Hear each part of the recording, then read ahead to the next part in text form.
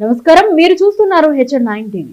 కడప జిల్లా బ్రహ్మంగారి మఠం మండలం దిగువ నేలటూరు గోపిరెడ్డిపల్లె ఎగువ నేలటూరు గ్రామానికి చెందిన వైఎస్ఆర్ కాంగ్రెస్ పార్టీ నాయకులు మన్నెం నాగేశ్వరరెడ్డి, మన్నెం రవిశంకర్ రెడ్డి, వారి అనుచర వర్గం సుమారు 150 కుటుంబాల వారు మైదుకూరు నియోజకవర్గం తెలుగుదేశం పార్టీ ఎమ్మెల్యే అభ్యర్థి పుట్టా సుధాకర్ యాదవ్ సమక్షంలో తెలుగుదేశం పార్టీలో చేరారు. ఈ సందర్భంగా ఆయన మాట్లాడుతూ, నాపై నమ్మకంతో పార్టీలో చేరిన వారందరికీ సముచిత స్థానం కల్పిస్తానని, కష్టపడిన వారికి ఎప్పుడూ గుర్తింపు ఉంటుందని ఈ సందర్భంగా వారు తెలియజేశారు. ఈ కార్యక్రమంలో మండల తెలుగుదేశం పార్టీ అధ్యక్షులు Chennupalli Subba Reddy, Janasena in charge Panditi Malhotra, BJP in charge M Subbarayudu, Sambasiva Reddy, Mudumala Poli Reddy, Ravindra Reddy, Malepati Subbarao, Chilamala Narayana, R Srinivasulu, Netlapalli Mallikarjuna, Katari Krishna, Tippi Reddy Lakshmi Reddy తదితర నాయకులు, కార్యకర్తలు భారీగా పాల్గొన్నారు. మన పార్టీ చేరినందుకు వారికి అందరూ కూడా కృతజ్ఞత అభినందనలు తెలియజేసుకుంటున్నా.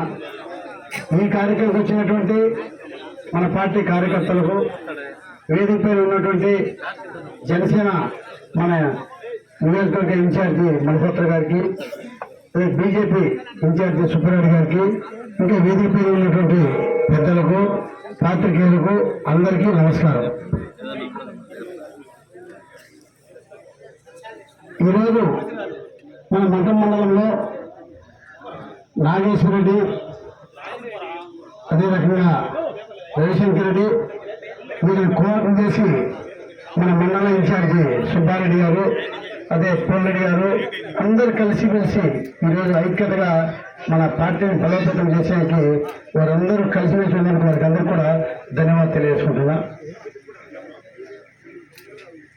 ఈరోజు నాగేశ్వరరెడ్డి గారు ఎంతో నీతి నిజాయితీగా, అంటే ఇప్పుడే మాలపాటి సుబ్బారావు చెప్పారు, అంటే వాళ్ళు ఏ రకంగా పట్టుదల ఉంటారంటే ఊరు కాలిపోతేనే కూడా మా ఆశయము బాక్సులు ఓట్లు ఉన్నట్టు బాక్సులు మాకు ఇంపార్టెంట్ చెప్పి ఊరు కాలిపోయేది లెక్క లేకుండా బాక్సులు తల మీద ఎత్తుకుని వచ్చి కాపాడేటువంటి ఘనత ఆ రాజశేఖర్ నాగేశ్వరరావు కుటుంబం ఏంటంటే వాళ్ళ నిజాయితీ ఏ రకంగా ఉంటే మనం అర్థం చేసుకోవాలి. అంటే పట్టుదలకు మారిపోయారంటే నాగేశ్వరి కుటుంబమే. ఇంకా ముఖ్యంగా ఏ పార్టీ ఉంటే ఆ పార్టీలో నిజాయితీ పనిచేయాలా, మనం నమ్ముకున్న నాయకుడిని మనం గెలిపించుకోవాలా అని ఆకాంక్ష ఉన్నటువంటి వాళ్ళు 2014-2019లో వారికే ఇక్కడ ఇంతమంది దొంగలు మన పార్టీకి వచ్చారు. ఆ దొంగలు కొంతమంది వచ్చి అతని మీద ఎంతో కక్ష కట్టి అతని మీద ఎన్నో కేసులు పెట్టారు. నా దగ్గరికి వచ్చారు, ఎందుకంటే మా పార్టీ డబ్బు నేను చేయాల్సింది అవుతుంది, ఎవరైనా నా పార్టీ ఉంటే చేయాలా. ఆ రోజు వాళ్ళ మీద నమ్మి వీళ్ళు చేసినా కూడా అంత ఇబ్బందులు పడినా ఏం పడినా మన నాయకుడు గెలవాలని చెప్పి 2019లో యూజ్ చేస్తే ఆ దొంగలు ఏం చేశారు, నా దగ్గర అంత అనుభవించుకొని మళ్ళీ లాస్ట్ 2019లో అందరూ ఒక పక్క పనిచేశారు. అంటే ఎవరికి నీతి నిజాయితీ ఉంది? కాబట్టి నీతి నిజాయితీగా వీళ్ళు ఉన్నారు. 2019లో గవర్నమెంట్ వచ్చింది, వైకాపా ప్రభుత్వం వచ్చింది. వచ్చిన తర్వాత ఇంత నిజాయితీ పనిచేసిన వాళ్ళకు పనిచేయాలి లేదా? అది ఎన్నో రోజులు నిజాయితీ ఉన్నటువంటి కుటుంబాలను వదిలేసి దొంగలు మా పార్టీ నుంచి పోతే వాళ్ళకే పనిచేసి వచ్చింది. అంటే డబ్బుల కోసము, డబ్బులు ఎక్కడెక్కడ కమిషన్ వచ్చాయో దానికోసం చూసే నాయకుడు మన శాసనసభ్యులు. ఇదే రకంగా ఈయన కాంగ్రెస్ పార్టీలో ఒకే పార్టీలో ఉన్నాడు, ఎన్నో సంవత్సరాలు కాంగ్రెస్ పార్టీలో ఉన్నాడు. ఆ తర్వాత వైకాపా పార్టీకి ఉన్నాడు. వైకాపా పార్టీలో నేను లాస్ట్ 2019 చాలాసార్లు అడిగినా, రాలా మా పార్టీ కంటే రాలా, నేను నా పార్టీ నమ్ముకున్న చేయాలి సార్, నేను వచ్చే కాదని చెప్పారు.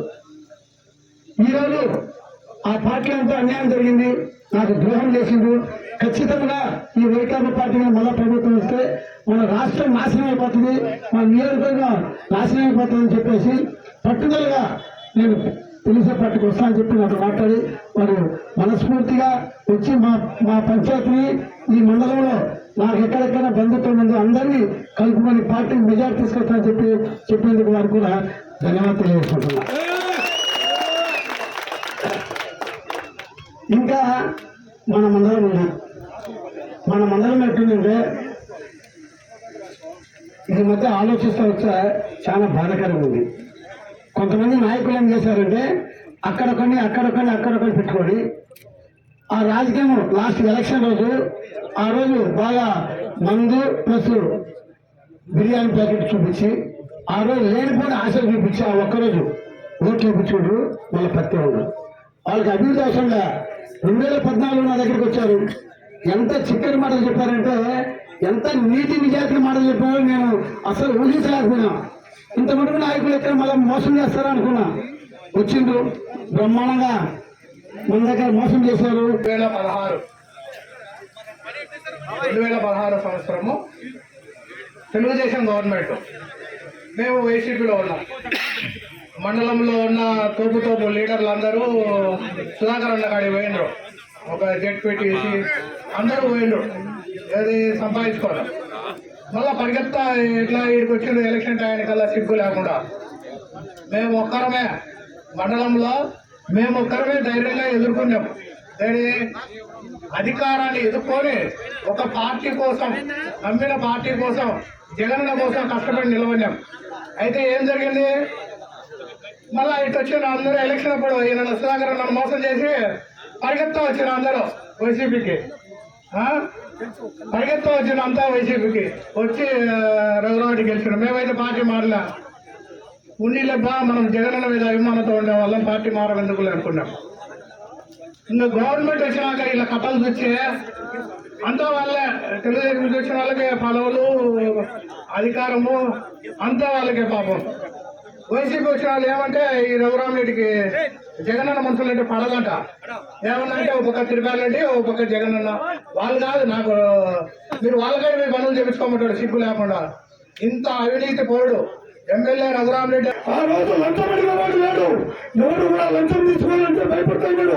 జన్మం కమిటీలోకి వస్తే ఊళ్ళలో ఎంఆర్ఓ ఎంపీ గారు ఉంటే భయపడతాడు. ఊళ్ళో మధ్య నిలదీస్తారు, వీళ్ళు ఎవరాన్ని భయపడతాడు. ఈ రోజు నాయకుడు ఎవరిని అడిగలేదు, లంచం ఇస్తేనే మీకు పని చేస్తాడు, లంచం లేకుంటే పని చెయ్యరు, నిరుత్సాహంగా చెప్తాడు. మన జగన్ సార్ ఏమంటాడంటే, ఎక్కడైనా కానీ అవినీతికి పాలన లేదు, ఎక్కడైనా రూపాయలు లంచం ఇవ్వకండి, ఇంత మేలైన గవర్నమెంట్ లేదని మన జగన్మోహన్ రెడ్డి గారు అంటారు. మరి అక్కడ జరిగేది ఇక్కడ జరుగుతుందా? మన ప్రజలు ఒకసారి చెప్పాలా? ఏ ఆఫీసులో జరుగుతుందా?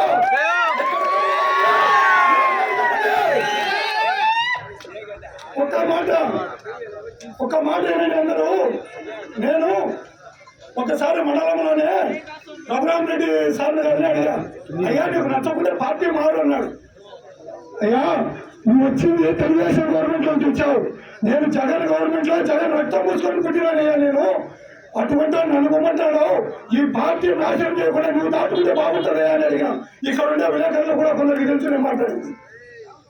ఇప్పటికి కూడా చెప్తాడా, ఎటువంటి పరిస్థితుల్లో సుధాకర్ గారిని నమ్మి ఇడికి చేరాం. ప్రాణం పోయి మా చివరి శ్వాస ఉన్నంత వరకు అన్నకు ఎప్పటికి కూడా మేలు చేస్తాం, పార్టీలను నిలబెడతాం. ఎందరూ వచ్చినా కానీ ప్రాణానికి వడ్డీ నిలబడతాం. ప్రతి ఒక్కరి కాలు పట్టుకునైనా ఓటు వేపిస్తాం. సుధాకర్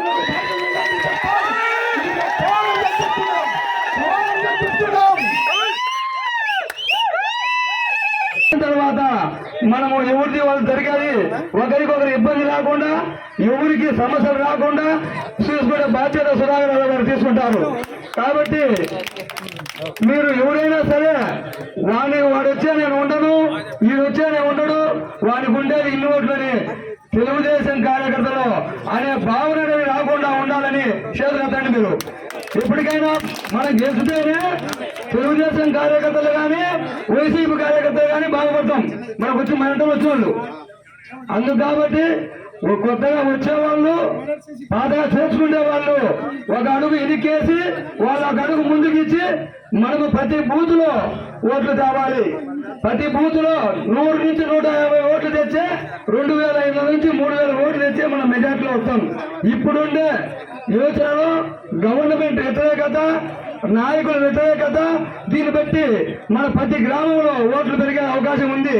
ఆ అవకాశం ఉందని మనం చల్లేసకుండా ఎప్పటికైనా సరే పక్కనున్నోని కానీ, పక్కింటోని కానీ, పక్కూరులోని కానీ మనం మాట్లాడాల్సిన బాధ్యత మనకుంది.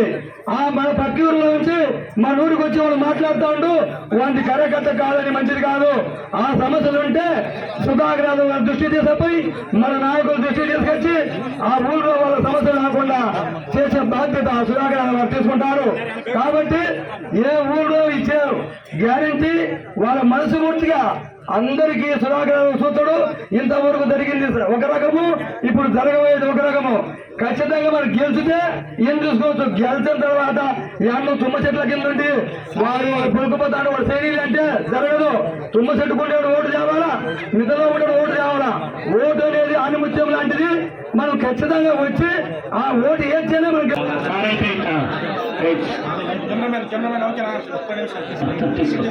మరిన్ని అప్డేట్స్ కోసం మన HN9 టీవీ ఛానల్ని సబ్స్క్రైబ్ చేసుకోండి.